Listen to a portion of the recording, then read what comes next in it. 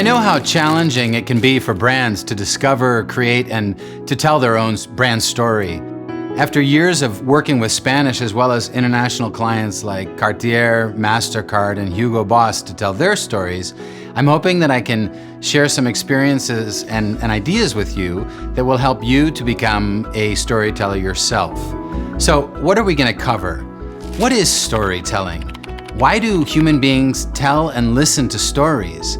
We'll look at the structure of the hero's journey and how that structure applies to brand stories and all the storytelling that humans have been doing for the last, 100,000 years, give or take a few thousand. Why do great stories stick in our heads? And finally, how do brands tell stories? So let's take a brief journey through the world of storytelling. Remember, when companies talk about their products and how wonderful they are, that's not telling a story. That's certainly something that we want to do at some point, but it's something that we need to reserve for the point in our marketing funnel when our client is ready to actually make a decision. Talking on and on about our products will probably not engage our customers in conversation. In fact, we run a big risk of boring them if all we do is push our products or services in their face all the time. What can content do? What content can do is to tell a story about how your brand can help your customer solve a problem. Let's be clear, human beings want stories. We love stories. Stories help us live better lives. They entertain us, they make us laugh, and sometimes they even make us cry. So, let's look at how storytelling works. Now, storytelling has been around for as long as human beings have been able to communicate. Since the beginning of human civilization, there has always been a special place reserved at the head of the fireplace. This seat was reserved for the storyteller. Just think about how our society holds up and pays homage to the storytellers in our culture. Whether we're talking about songwriters, actors, film directors, musicians, or artists, we're talking about the people in our society who create and share stories. In the world of social media, we worship influencers, change makers, and the most talented members of society as they give us first row seats to witness their lives. And of course, we all want to be the storyteller. We listen, we remember, and then we repeat our favorite stories over and over. Today, we share those stories online every day. Look at the last piece of content that you saw somewhere and that you then shared. Maybe you were talking to someone about a TV series or a film or a new restaurant or a book that you read, a course that you recently attended, or maybe you just found something that you found funny and you wanted to make someone else laugh too. Ask yourself this question: why did I share that piece of content? My guess is that the answer is that you felt that there was some new lesson or experience in the content you were sharing. So, what we do as human beings is to learn, share, copy, imitate, improve, and adapt. All of this comprises storytelling and the experience of really being human. So why do our minds wrap around stories, and where does this all actually come from? Well, the fact is that human beings have been sharing stories since we first learned to communicate, or we could say that human beings learned to communicate to tell stories. More accurately, in order to share information and knowledge. We don't know all the details because there's no record of the earliest stories. What we do know is that human beings developed about 200,000 years ago. We see this evidence of stories in the earliest prehistoric art about 50,000 years ago. Cuneiform was then developed in Sumeria, hieroglyphics in ancient Egypt about 3,000 years BC. Then we developed the printing press to share stories in 1440 AD. Morse code was developed in 1844, and the first telephone call was made in 1876. And then more recently, radios, TVs, VCRs, cell phones, and the internet all developed within about 10 years of each other. Storytelling is essentially a unique, adaptive technology that we humans developed. Why did we need this adaptive technique? It's interesting because the human being is actually not a very formidable creature within the animal kingdom. A chimpanzee could tear a full-grown human limb from limb in a one-on-one fight. But through our development of self-consciousness and our ability to communicate, we began to use information and knowledge to gain advantage in the evolutionary struggle. As we gathered information, we passed it on to our family members and the rest of our tribe. We shared it amongst different tribes. Then we began to paint those stories on cave walls and eventually print them in books. So we can say that human beings developed storytelling as an adaptive tool in order to survive. Think about that. We learn, we share, we copy, we imitate, we improve, and we adapt. And as we know, we are the only species that does this. So storytelling is essential to what it means to be human. Storytelling is in our DNA. When we hear a story, we sit up and listen. We pay attention because we know that there is information, knowledge, and adaptive technology buried within the story. So human beings are essentially informivores. Knowledge and information are essential to our survival and reproduction. Storytelling is how we share it. The key element to story is change. Every well-told story takes us from one idea to another idea. It takes us from one place to another. Look at any film that you've seen lately, and you'll notice that within the first fourth of the film, and maybe within the first 10 minutes, there's some major change that happens in the protagonist's or hero's life. Some obstacle comes into play, which our hero or our protagonist must overcome. That change is the key to all stories. So storytelling is essentially like a form of change management. So if storytelling interprets the world in terms of these changes, what kinds of changes are we talking about? I like to call them dynamic value changes, because I think that the deeper and more profound the value that a story or a brand is offering to me, the more likely I am to respond to it and to want to pay attention. Think about the great movies in history, your favorite films. What are the values that they deal with? For example, they might deal with from success to failure or failure to success, the truth versus lies, loyalty versus betrayal, winning and losing, power and weakness, boredom versus excitement. Boredom versus excitement, that reminds me of a brand. That brand is, of course, Red Bull. Now think about it. Red Bull is an energy drink, and yet what we know most about Red Bull is the story, the content that they offer. They're offering to take us from boredom and deliver us to excitement. Now what's fascinating is that it doesn't necessarily mean that we have to, put on a parachute and jump off of a cliff. We can simply consume the Red Bull story through their content from the comfort of a smartphone. Red Bull almost never talks about their product. Their product is boring compared to their content. So when brands think about what stories they should be telling, the answer is brand-driven content storytelling your audience wants to consume. And why are we drawn to those stories? Because as human beings, we're not interested only in the facts. We want to know how and why something happens. How and why. That's where the excitement lies. We all want to be a story. We want our lives to be exciting journeys that make a difference and leave a mark.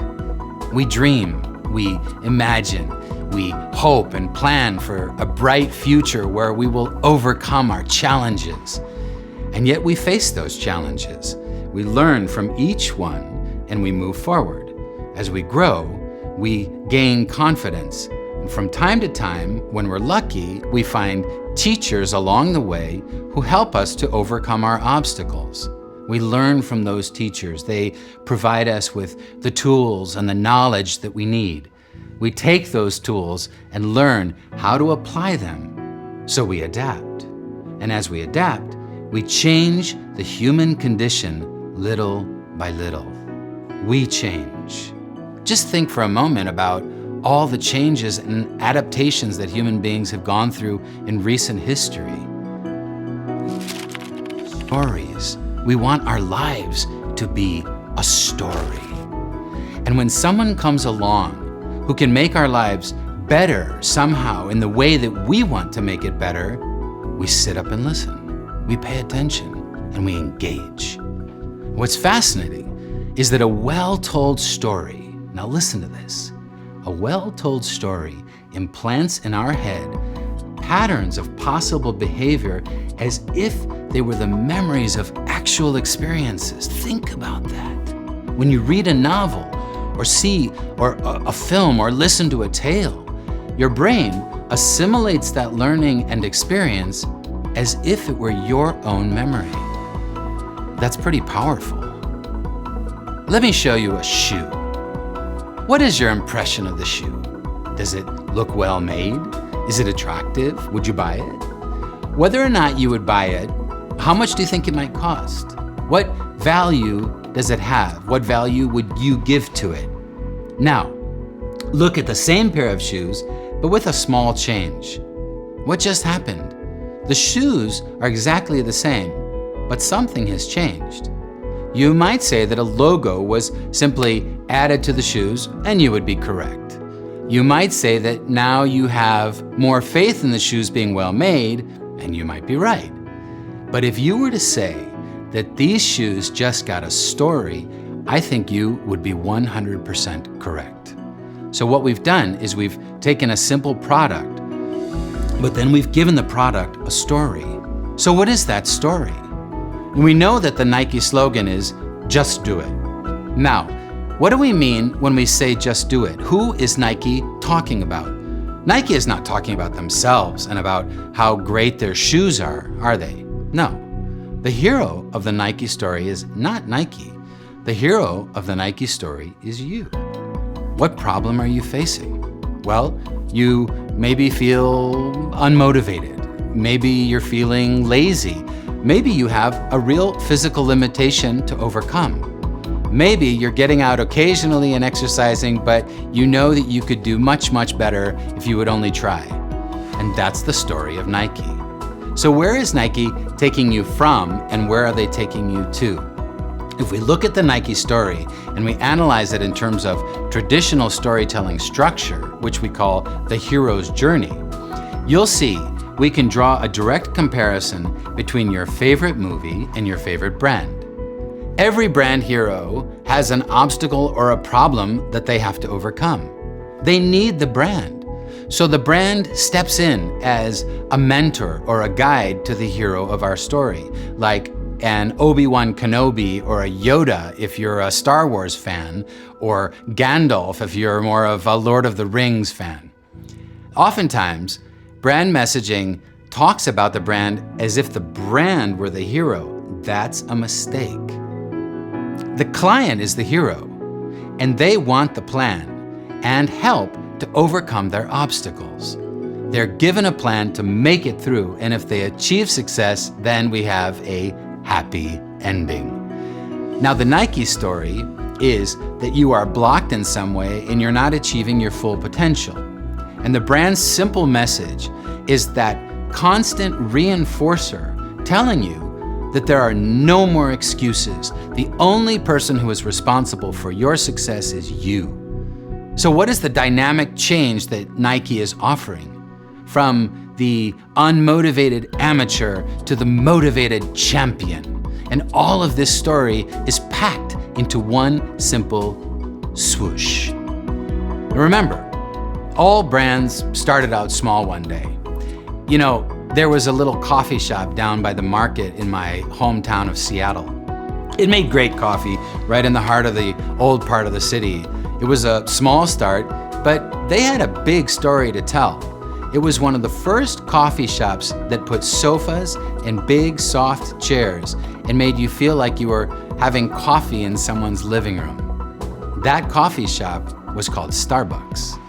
Now, you may or may not think Starbucks has the best coffee, but the power of the story behind brands like Nike and Starbucks cannot be denied. Every time you walk into a small, independent coffee shop anywhere in the world with big, comfortable furniture and made-to-order specialty coffee, you can thank Starbucks for spreading that story around the world. In order to understand a story, we should ask ourselves certain questions. The first question is, who is the hero? Then, what is their obstacle? What is the obstacle that they're facing? Who is their guide or their mentor? What is the plan that the mentor or the guide gives them? What is this value change that the hero is going to go through? And what is or how do we define success or failure? We can ask these questions of any film, book, brand, or story. This is a way for us to move past simply thinking of the product or services that a company offers and to look at the values of the spirit that is behind the company and the message or value change that the company wants to create through their story. Let's take a look at one of the most famous brand storytelling projects, and certainly one of my personal favorites. Now, the brand Always is a feminine hygiene products brand, as you probably know, and Always wanted to connect with young women going through puberty to help them make the transition into womanhood. As you can imagine, for many young girls, this can be a difficult time for them as they go through physical and emotional changes. So Always created a campaign highlighting the perceptions that we have of young women and the stereotypes that they confront as they face society and become adults. Check out the film and consider the previous questions once you view it.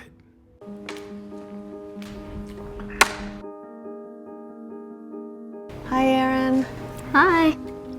Okay, so I'm gonna just give you some actions to do. I just do the first thing that comes to mind.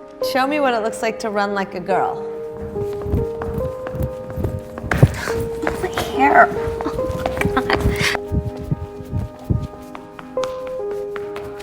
Show me what it looks like to fight like a girl. Now throw like a girl. Aw. My name is Dakota, and I'm 10 years old. Show me what it looks like to run like a girl. Throw like a girl. Fight like a girl. What does it mean to you when I say run like a girl? It means run fast as you can. So do you think you just insulted your sister? No. I mean, yeah, insulted girls, but not my sister. Is like a girl a good thing? Actually, don't know if it's a bad thing or a good thing. It sounds like a bad thing. It sounds like you're trying to humiliate someone. So when they're in that vulnerable time between 10 and 12, how do you think it affects them when somebody uses like a girl as an insult? I think it definitely drops their self-confidence and really puts them down, because during that time they're already trying to figure themselves out, and when somebody says you hit like a girl, it's like, well, what does that mean? Because they think they're a strong person. It's kind of like telling them that they're weak and they're not as good as them.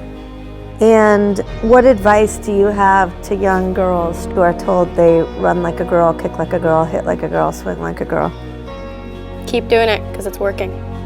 If somebody else says that running like a girl or kicking like a girl or shooting like a girl is something that you shouldn't be doing, that's their problem. Because if you're still scoring and you're still getting to the ball on time and you're still being first, you're doing it right. Doesn't matter what they say. I mean, yes, I kick like a girl and I swim like a girl and I walk like a girl and I wake up in the morning like a girl because I am a girl.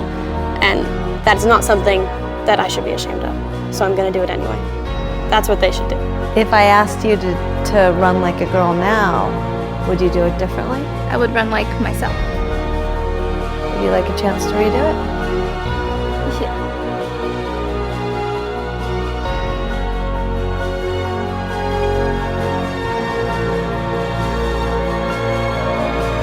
why can't run like a girl also mean win the race?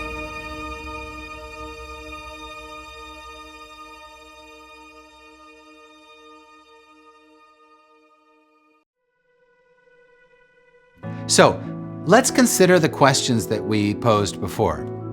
Who is the hero of the story? And what is her obstacle? Who is her guide? What is the plan? What is the value change that always is proposing? And what is success or failure?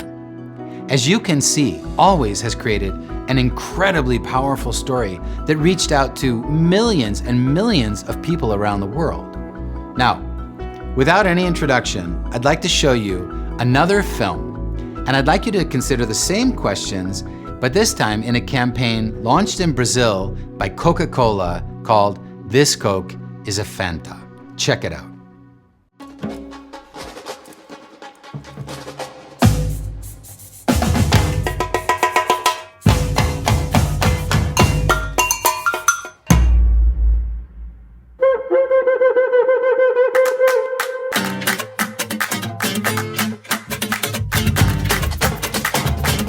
Será que essa Coca é Fanta? Mas essa Coca é Fanta. Essa Coca é Fanta. Essa Coca-Cola é Fanta. É um ódio que cresce cada vez mais. Quanto isso cansa.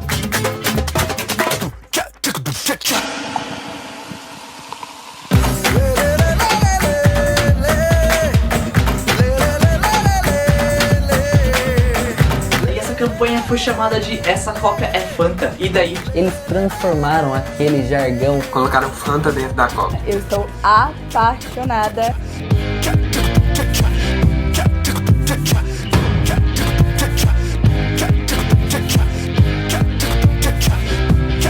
Passaram na Coca Fanta!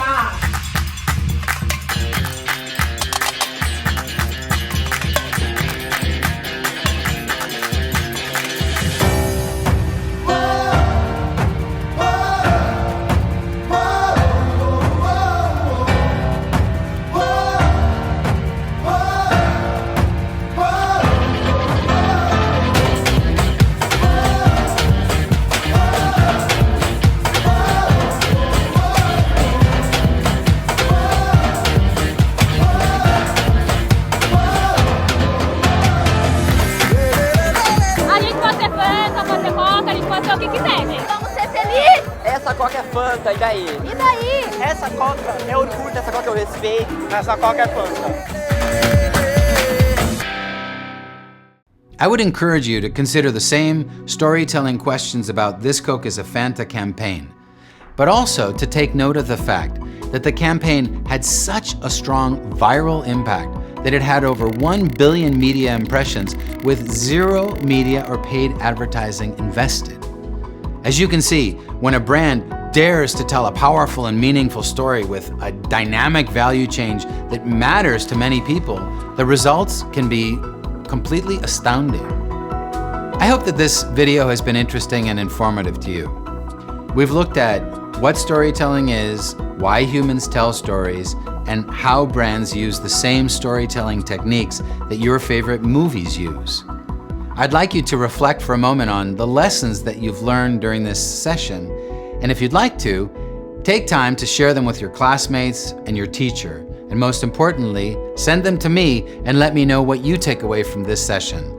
I'd love to continue this conversation with you, so please feel free to reach out. Let's connect and share our experiences around amazing brand storytelling with each other. I look forward to it. Thank you so much.